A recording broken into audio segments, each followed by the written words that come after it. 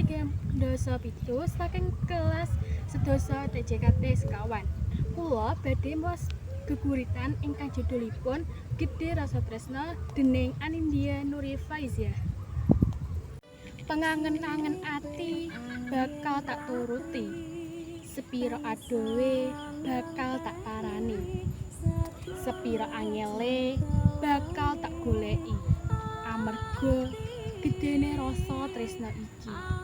Iki pangucap saka jerone ati. Dadi janji suci, dudu janji lati.